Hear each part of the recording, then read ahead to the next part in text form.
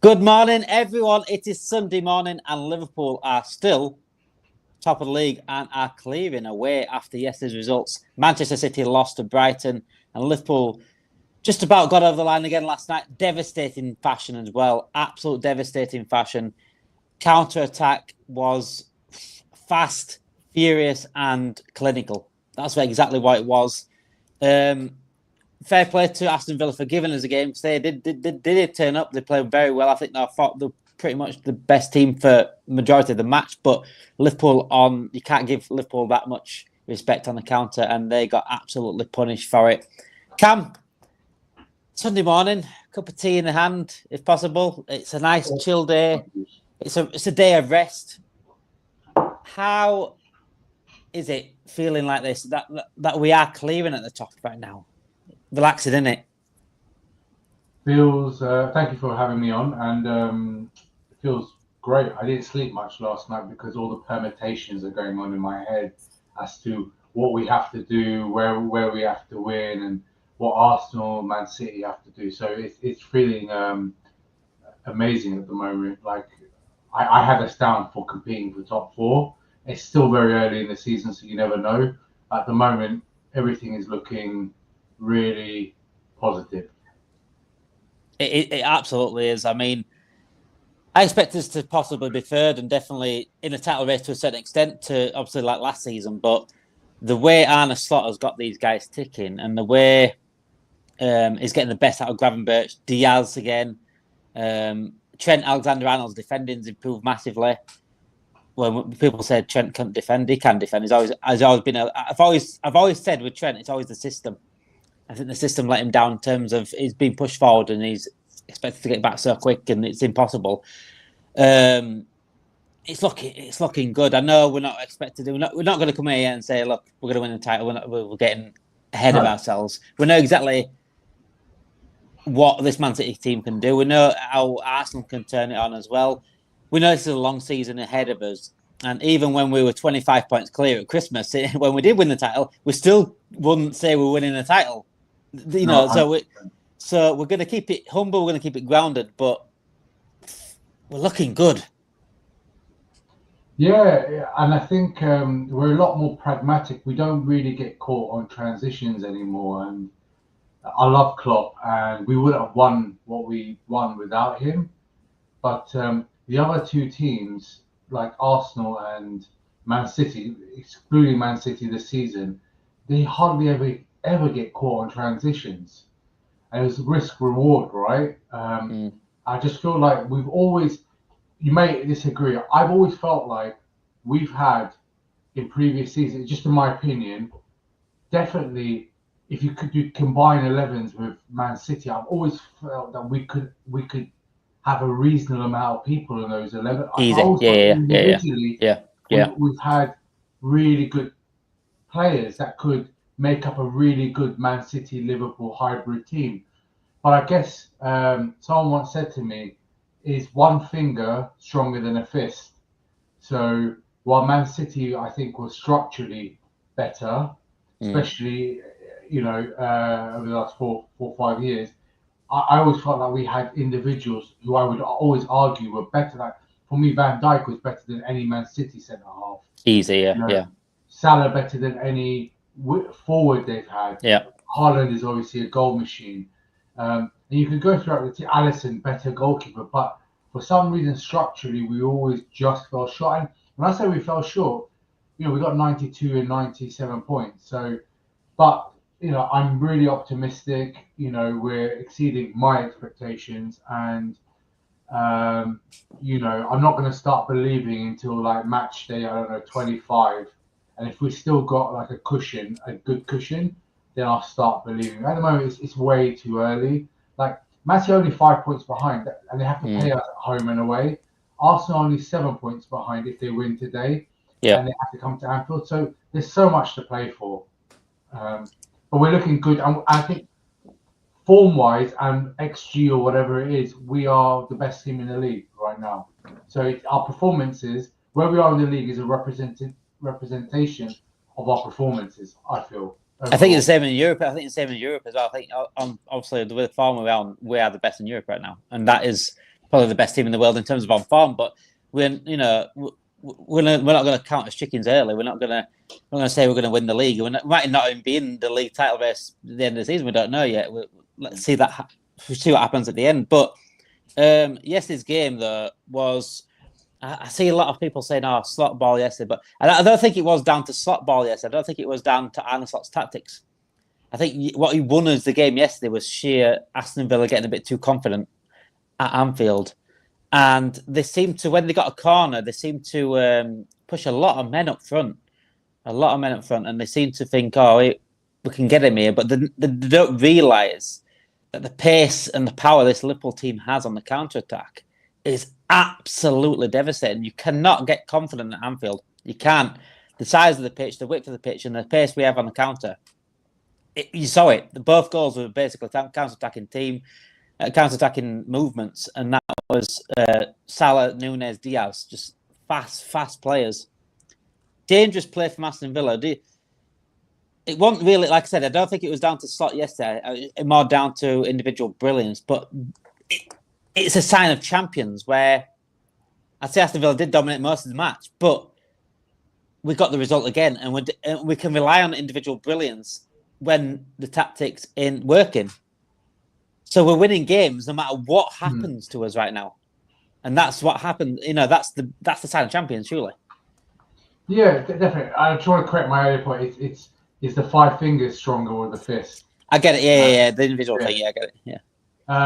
But I thought we were the better team yesterday, and I think we controlled the spaces. We didn't get transit. I mean, they didn't really create anything. They had set piece. There was this opportunity by their number 27. I forgot his name. Will come to me. What's his name? Really good player. Rogers.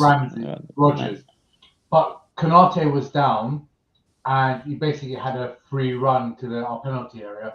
I thought we had more possession, higher XG, more shots, and we controlled the spaces really well. And when we went in front, then I thought we were controlling the ball really, really well. But as long as it was 1-0, it was always a danger. A chance. Yeah. Score. You don't. I think someone else said this. You don't always have to control the ball to control the game. No, you don't. No. They weren't getting through us, and their best opportunity was literally through set pieces. I mean, there was one where Kelleher, who I think has been amazing for us, he went to catch the ball and then took his hand away. I don't know if you remember. He went to claim the cross and he went over him and he pulled Was it? I can't think it was at the back post. It was Digney at the back post, and he used his wrong foot, didn't he? And we were quite but I genuinely think beyond the set pieces, which is always a risk, set pieces, I don't feel like we were in any trouble at any stage, to be honest with you. I felt quite comfortable. Did you know? I felt like the first half, I felt like they were the better team.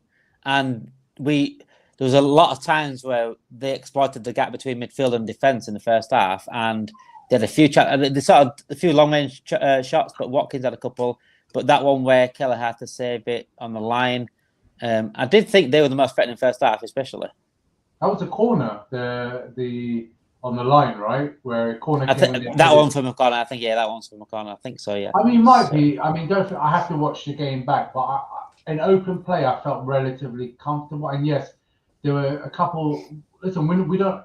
Slot hasn't implemented a rigid Arsenal back four and two holding the system, right? No. So because when you do something like that, you tend to, I don't know, you lose some attacking threat. So we're balanced.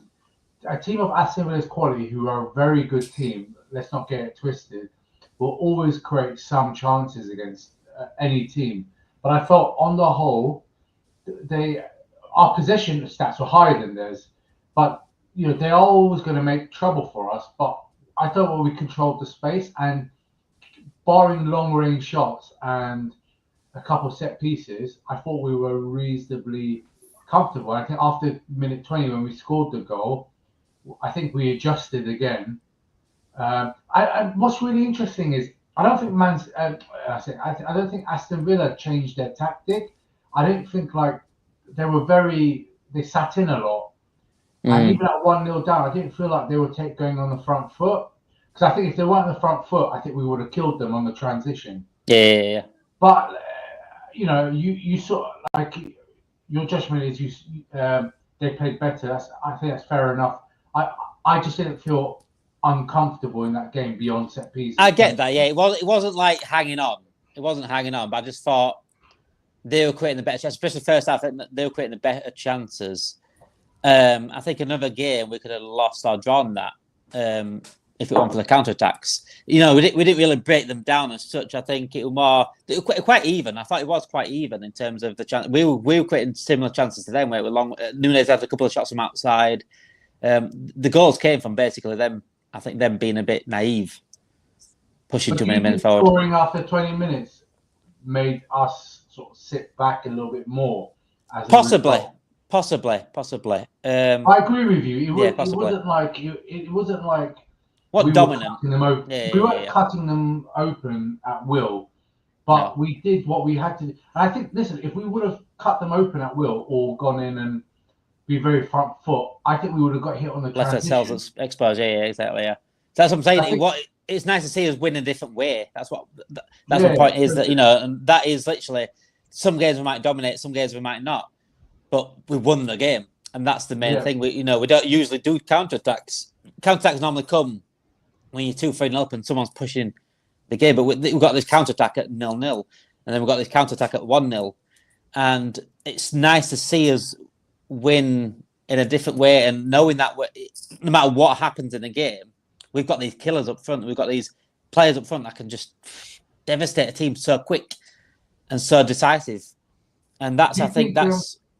Sorry to interrupt. Did you think? I was meant to ask you. Did you think Villa's penalty shouts were penalties in your opinion?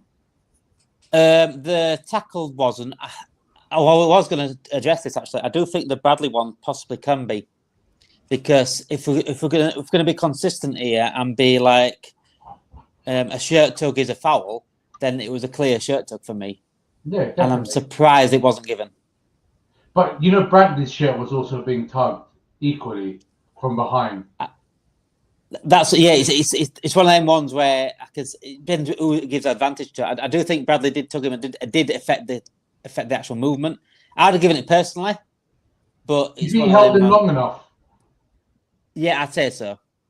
Yeah, enough to affect the outcome of the attack, if that makes sense. Yeah. That's fair enough. What's your thoughts on it? I've seen so many of those not given to Liverpool, and in the corners and set pieces, everybody's tugging everybody, generally speaking. So. Though I've seen them given, I've also seen them totally. The vast majority get dismissed, and Bradley got tugged as well. And listen, if it was given, you can make a cohesive argument for it being a penalty. And if it isn't given, you can make an argument. If it was against us, how would you feel? We'd be fuming, wouldn't we? I see that on Salah all the time. That's what I'm saying. We're fuming with it though. That we are fuming with it. It is annoying. It needs consistency. But if you take the tribal element out and look at it and say, in 10 situations where that tug happens, how many times out of 10 is that penalty given? I would probably say 2 times out of 10 that penalty is given. Yeah. 8 times the ref just leaves. That's my own personal view. But if it was given, you could absolutely make a cohesive argument for why it was given. And equally, if it's not given, I can make a cohesive argument why it's not given. Yeah. I do get that, yeah. And what about the red card on Salah? Yeah, that is a funny one, isn't it? Because it was a weird... The whole incident was quite weird because we ended up scoring at the end of it. So do you go back and give him a red card? I don't know. I don't really come across things like that happen. Normally, it's either a red card and now what happens afterwards, and they bring the foul back. But usually, it doesn't lead to a goal, does it? It is. Would I give it a red card? If he definitely stopped him, it's one of them ones that if you work it out as it definitely stopped him going for the ball, it's a red card every day of the week because he's the last man. But is there enough contact there for him to stop them, if that makes sense? It is one of those 50-50 ones again, but I think the referee possibly bottled it, if I'm honest. Bearing that bearing in mind what scored at the end, so he's already annoyed Villa as it is. Do we want to kick him off the down? If that makes sense. Do you think it's just more of a personal situation? I would have rather have got the red card in that situation, to be honest with you. But I think Nunez scoring got him out of a get out free. Yeah.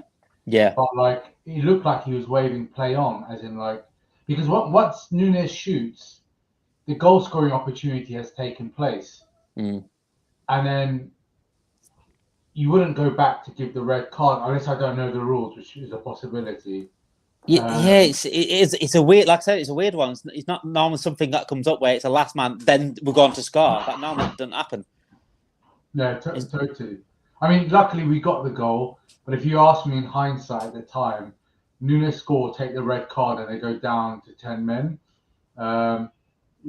At the time, I was like, get down to 10 men, and then we'll wear them down that way. But like in the end, we won the game. So if Nunez missed, then we'd be talking. We'd having a different debate. We'd be fuming, and it didn't lead to a win.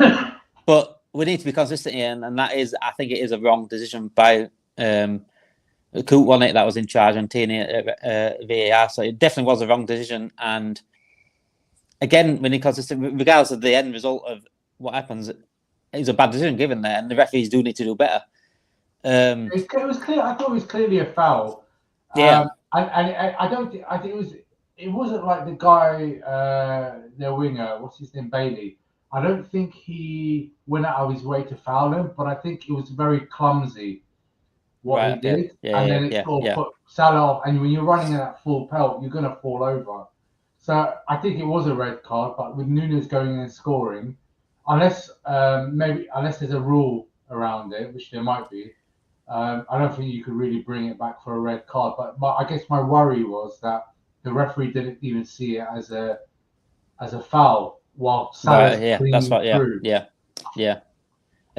Would you rather a red card or a goal? Obviously, you'd pick the goal. If you had to choose between the two, I'd take the red card at the time. Would you? I would. Right, okay. At the time, obviously now it doesn't matter because now the results. The results here, because I think with 70 minutes, we would wear them down and score even more goals. But listen, I've seen games where a team's been down to 10 men that we've faced, and we can't. And they defend better. They defend better. They're sitting. So at the time, I was like, give us a red card. I was like, give us the goal and the red card. That would have been the optimum situation. We got the goal, we got the win, and that's all that matters. Mohamed Salah, I want to take a little bit of time for this man. I want everyone, all the rivals right now, to sit there this morning and realise they're watching greatness when they look at this man. He is now in the conversations for the greatest of all time in terms of Premier League. He is pushing Henry now. He is pushing Henry. Yeah. We've got to be honest with ourselves. This guy's got 10 goals and 10 assists in the first 10 matches so far this season. And the record is Henry, 20 goals, 20 assists. He's on course, isn't he? Do you think he can get that record? Can he do it? Absolutely. Will he do it? We'll see. But at this rate, I think it's, we've played 11 league games. That's just, what is that? That's a quarter, not a quarter. That's, what is it? 30%. Just under a third, isn't it? Just under a third, isn't it? Yeah. Yeah, something like a season. 28% as well. Yeah. Yeah, theoretically, yes, he can do it, but it will depend on his fitness, which is normally very good, and how the team keep on performing. But does he have the ability to do it? Absolutely. And he's not going to AFCON. And he's going to AFCON, which is... He's not going to AFCON. He's not going to AFCON. There is no AFCON this year, is there? Is it? I don't think there is. AFCON was last season. Yeah, so he's got the full season to do it. Got the full season. Where would you, I'm old enough to remember Henry, right? Phenomenal player. Hated playing against him. For me, Henry's still the best. Just definitely. Yeah. But that's because of the aesthetics of how he played, right? He was a monster. But statistically, there is an absolute argument you could make that Salah is, especially if he gets one more league title with the Champions League that he's already won, that he could be the GOAT. But as I said, if you're asking me personally, for me, Henry is the best Premier League player. I would concede that Henry still is the best at the moment, but Yeah. I think wait a couple of years. If Salah does sign the contract, it's just a shame that he might not sign the contract. And if he does leave, then it sort of leaves it short a little He's bit. after legacy. I think he's after legacy. I think he'll sign. I don't know. I'm not one of those people that are in the know. That's an exclusive, ladies and gentlemen. An exclusive right there. Yeah. Cam knows. Yeah. With AI, you can always like just Cam said. No, but I think he will, because I think he'll get a 2-year extension. He'll be mad now. I mean, I was one of those people, wrongly, that was at the beginning of last season. I was like, take the 100 million. He's like 31 or something like that. 150 million or 200, whatever it was quoted. I was like, take it. Like he's going to get older, and like when you're forward, the first thing that goes is like pace. But you know, he's adapted his game, right? He's less involved in like dribbling and stuff like that, and he's just clutch constantly. You know, he's got his fingerprints over all our like attacking output, whether he's the assister, whether he's a scorer, or whether he's the pass before the assister. The creator, His fingerprints are everywhere. So I was wrong. I don't like this. At some point, we're going to have to accept that we're going to have to move away from Salah. But don't say that. It's a Sunday morning. Do not ruin my mood today. No, of course. My mood. But like, I get it. He is right now. He can go for another 2 years after this season. I think. So like, long may it continue. Like, legend. Like, yeah. The next debate is whether he's Liverpool's best Premier League player of all time. I did the TikTok the other day on the thing, and I still put Gerrard as top because of the whole impact. I think if Gerrard had a team, I think he'd have carried this team to more glory as well. I just think Gerrard has an impact. He carried, didn't he? And it's hard to compare because Salah has not had that team what Gerrard had. But can I put Salah in that team and we do the same what we did under Gerrard? Do we win the Champions League? Do we win the FA Cup? Do we challenge for a title every now and then? I don't think we do. Gerrard was different. It's hard, isn't it? It really is. I'd be happy to accept that they're both the same, both joint top. I'm happy with both of them joint top. I just think the way Gerrard impacted me, especially a child and a teenager, I was watching him. The way he impacted me, gave me like the best. It was just him. Like this Liverpool team's giving me the best nights, but Gerrard gave me the best nights himself. So is it more of an emotion thing with Gerrard right now, though? And can Salah take over? I think you're right. I think as an all-round player, for me, Gerrard is arguably one of the best Premier League players of all time, if not the best for me. And he had everything to his game: pass, shoot, fast, strong, aerial ability, could play in multiple positions comfortably. He just played in an unfortunate era where football's a team game ultimately, right? He played in an era where, sadly, although we were a good team for large parts of it, we weren't an elite team, except maybe for Rafa Benitez. I think for a couple of years under Rafa Benitez, we were not elite, but we were just hovering. We were like, I get that. We're a bit like, it's hard to say. We're sort of like Arsenal right now, where they're not elite, but they've still got class players, but there's still positions missing massively. I mean, we had a good core, but the wide players were shocking. The fullbacks were shocking. The wingers were shocking. Yeah, I never understood that. Like, what Man United I felt made them so good was their wingers, right? Like, you get round the back and chip in with goals. Our wingers were never top. We never had, not until Mane and Salah. Was very good, like Torres, Gerrard Alonso, Mascherano, Carragher, Hippier, and Werner, isn't it? Yeah. Our spine was good enough. Yeah. But around the edges, we were soft, I thought. Yeah, and that's what let us down massively. And that's you do need a full team. I mean, if you look at like Lampard, we have this conversation about Lampard and Gerrard, and Michael Richards got it spot on. If you put Gerrard in that Lampard system and play him like Lampard did, run into the box, he'd get just as many goals. Easy. He can do that. He can do everything. I never hear any fan of any other club say Lampard is better than Gerrard. Like, It's only when I go to the gym or workout, I have a Chelsea mate, and he thinks it's sacrilege to even say. And we have Man United, Arsenal, and we go around and say, who would you pick? Not one of them would pick Lampard. No, Great player, yeah. but Gerrard is another level to Lampard, in my humble opinion. But if you just listen to the professionals that's played on the pitch, Michael Richards, for example, Jamie O'Hara, they'll say that it's completely different worlds. If you play them both, Gerrard's a different level. Yeah, completely different level. It's borderline insulting to. I think it's getting quite similar now to the Salah Hazard debate. If I'm honest, I did like Hazard. I think he's better. I think Hazard's better than what Lampard was compared to Gerrard. I think Hazard's closer to Salah. I think Salah's better than Hazard, but I think it's closer, much closer. I think Hazard was unreal, but Salah has taken over. Low centre of gravity, would like a skier go in and out. Phenomenal player, but ultimately, Salah is Salah. He's clutch. He's getting your goals. He's getting your assists. I think it's unfair to compare Hazard to Salah. Personally, I think he's more of a number 10. Personally, that would link up play and all that sort of stuff. It's a different kind of player. He's not a goal scorer. He's more of like a. So if you said to me, a maker, innit? He makes this in an orchestra. He's like the pass before the pass. You remember Zidane, right? If you look at Zidane's GA, it was not particular. You look at all Iniesta.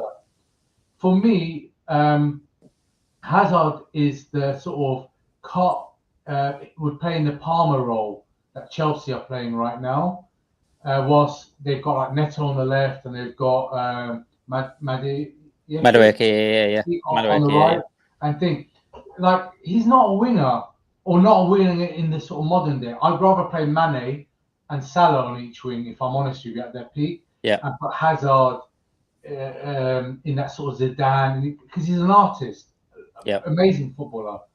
But if you ask me to pick one, I'm going to pick Salah. But I don't. Yeah. They're not similar players, and they don't play in the same position. Yeah, I get that. Yeah. But yeah, they're not too far away in terms of talent though and ability. But yeah, Mohamed Salah came up clutch again yesterday, the Egyptian king for a reason, and he will go down again alongside Gerrard as the greatest player I've ever seen in this Liverpool team. And could it be over Kenny Dalglish? You better ask people that seen Kenny Dalglish. Unfortunately, I'm too young to see Kenny Dalglish probably. So I'd say so from my point of view. But yeah. We won 2-0 anyway, so whatever happened in the game anyway, we won the 2-0. Didn't matter if Aston Villa played good or not, we found a way to win. We found a way to win quite comfortably in the end with another clean sheet. You know, we only conceded 6 goals this season. We are looking like champions. I'm not saying right now we're champions. I'm not saying right now we're going to win the league. I'm not getting ahead of myself, but we are playing like champions currently, and that's all we can ask right now of Liverpool, and that's all we can ask for Arne Slot. International breaks coming up. We've got Southampton, then we've got Manchester City. So, and Real Madrid in between that as well. So, a little small game against Real Madrid in between that. Not too big of a game. I've rest everyone for that, by the way. And still beat them. I hope we still beat them. I mean, I'm keen to find out what's happening with Trent because of his injury from yesterday. Hamstring one. It was hamstring one. It would be probably a couple of weeks. I can see him missing Real Madrid, you know. But the international break's come up at the right time in terms of that. I don't usually like the international break, but it has come at the right time for Trent. What's weird is I'm pretty sure Trent's missed the last 3 years at home against City. This will be the 3rd year if he missed it that he's missed in a row. So I'm really hoping it's like a grade 1 or something like that. Where it's yeah. But I would, because where we are, like we're almost certainly qualified. I mean, I learned something really interesting about the Champions League format because it's a bit of a cluster F for me. But like, if you finish first, you can't play against second until the final. So they get split into different sides of the Champions League. The league table, you stay away from the second place and and you play home second leg in every round if you finish first. So a part of me wants me to rest everybody for Real Madrid, But equally, I want to finish first as well. But I think the focus has to, because of how well we're doing in the Champions League, the focus has to be on the league, I think, for now. Currently in the Champions League, the second place is what Sporting Lisbon, Brest, and Monaco are up there. So, do we really want to avoid them? I'd rather avoid like Real Madrid, and I'd rather avoid like Barcelona, Real Madrid, but if they do go through. So, whatever happens in the Champions League, I think we are pretty much through. I know we've got 4 games left, but I think we are pretty much through no matter what happens. So we can concentrate on the league. We've got Real Madrid coming up. We've got Southampton. Do we best play against Southampton? Possibly. It should be an easy win. I'm not no disrespect to Southampton, but Wolves just beating them, so we should be putting at least 3 past them. Looking good for Arne Slot sides. Thank you everyone for joining. If you have joined, if you are watching on record as well, thank you for joining. Get your comments in as well. What are your thoughts on Arne Slot right now? What are your thoughts on Liverpool? Can we win the league? Are you going to put your neck out there? Anyone in the comments going to put their neck out there? We're going to win the league. Thank you for joining me, Cam. Stay tuned today as well. We're getting notification bells on today. We're going to have a quiz shortly. Me and Cam are going to is going to be the first guest on our new quiz show and get a leaderboard going as well.